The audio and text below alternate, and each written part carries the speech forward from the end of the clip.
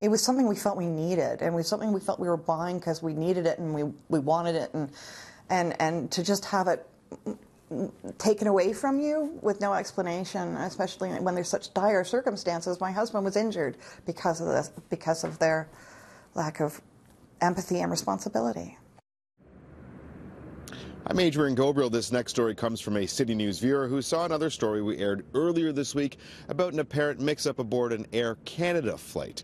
Now, tonight our story is something that we can all relate to, being cramped in a seat in economy class, though for Jason Wall, being 6'5" only compounds the problem. He and his wife Linda were flying to Miami earlier in November for their 10th wedding anniversary, though when they boarded their Air Canada Rouge flight, they realized the seat they had paid extra for with the extra legroom was no longer assigned to Jason. The flight number had changed, as had the seat configuration. Now, they reached out to Air Canada staff on board the plane, who gave a quick assessment of what they saw.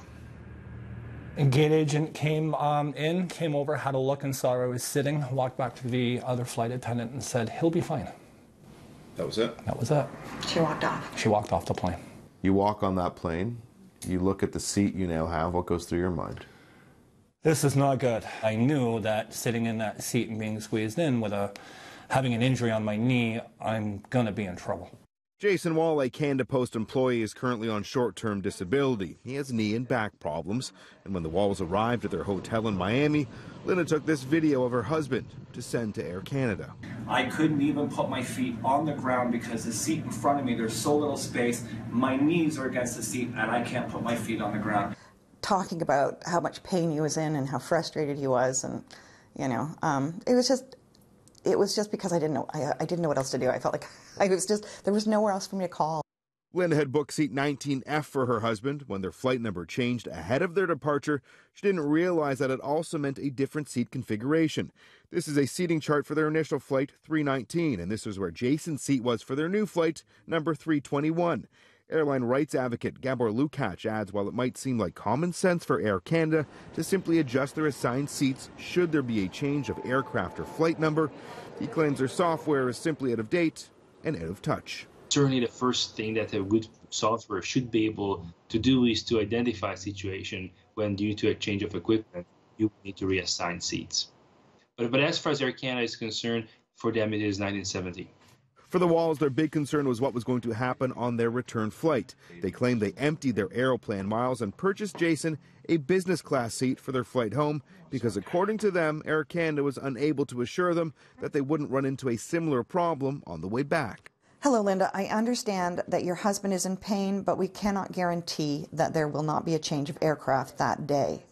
After several emails and messages, an Air Canada refunds agent did send the Walls this message, which reads, "Unfortunately, I cannot provide a reason as to why this happened. I have, however, refunded both of the preferred seats you paid for on that flight. I know this does not make up for how the rest of your vacation played out due to the pain your husband was in."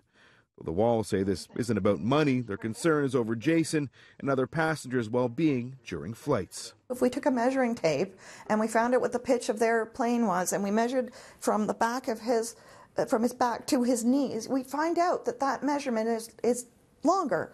He doesn't fit. He doesn't physically fit. And to make him squish into it is not right. It's not right. I don't think that's right.